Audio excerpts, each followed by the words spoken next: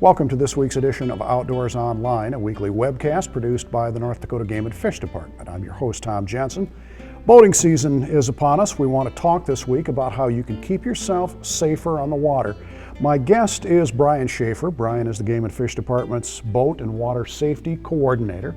Brian, first off, I want to talk a little bit. In previous years now, we've generally had increases in the number of boats and watercraft that are registered with the state.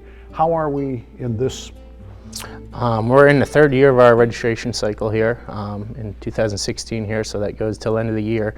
And those numbers have kind of stabilized here since the last 3-year cycle. And I think that just might be a little bit of the representation of population growth that we've had here in the state. And so things have kind of population growth for a while. So things have kind of stabilized, but there's still a lot of boaters out there, fishermen, recreational boaters out on our waters. So, Brian, let's talk about boat safety basics, just ways that people can keep themselves safe.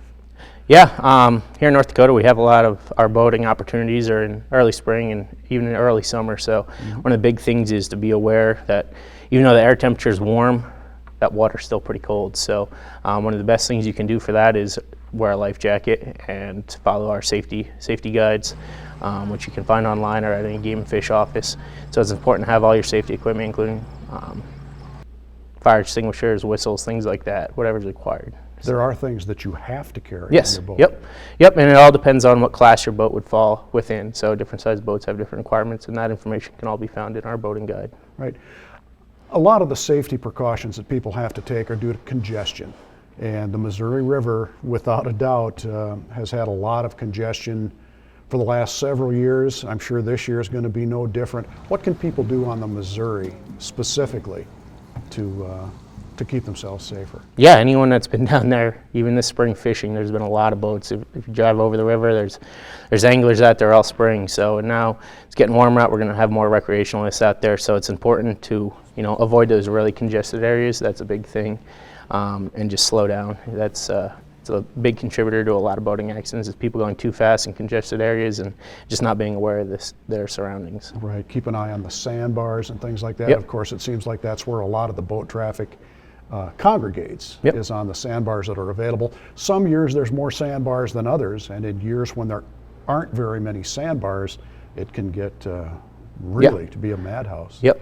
And with the Missouri River, the conditions can be changing from day to day, so it's always good to be really aware of your surroundings. Right. I would assume if you have problems of any kind, there's of course wardens on the water, there's sheriff's departments now and deputies that are patrolling and things like that, both on jet skis and on our warden boats and things. So if you see one, flag them down. Yep. And then you could always, everyone has cell phones these days, so that's always an extra good thing to have with you.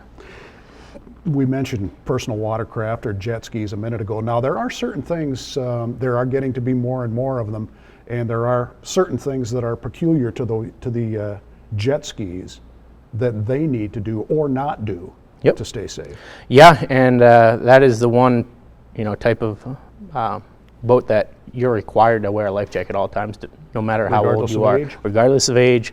If you're on personal watercraft, you need to have a personal flotation device on at all times. So then another issue that we run into here a lot is personal watercrafts like to jump the wake behind other boats. And it's not only dangerous, it's also illegal within 100 feet of that other boat. So I would guess in congested areas it would be really bad.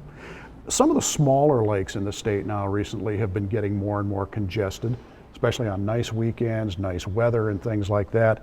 Let's talk about these small lakes and what people can do there. Yeah, again, it's, with our bigger bodies of water getting more and more boats on them, there's people that are staying local on some of these smaller lakes and really knowing, the water depths that can change pretty drastically on some of our smaller lakes. So again, just congested areas, try to avoid them, try and go find your own space. If you're going to be pulling tubers or water skiers or anything like that, get away from those crowds. A lot of people want to water ski and do that in front of crowds.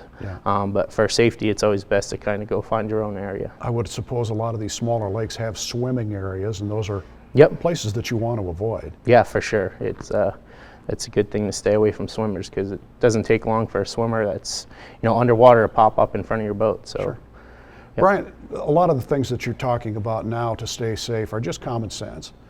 But there are some things that are law. Yes. state Yep. laws. They are Yep. mandatory that people need to do to stay not only safe but legal. Yes, and they can all be found in our boater safety guide, which we can either pick up at a district office or go online. You can download one there as well.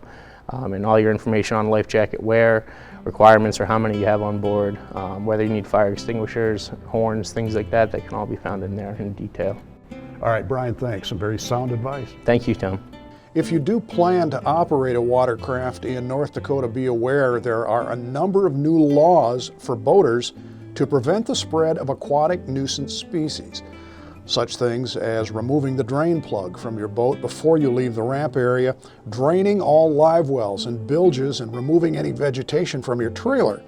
For a complete list of the new ANS laws, log on to the Game & Fish website at gf.nd.gov and follow the links, or there are signs posted at nearly every boat ramp in North Dakota to remind you of the new regulations. For Brian Schaffer and the rest of the staff here at North Dakota Game & Fish, thanks for joining us for Outdoors Online. We'll see you again next week.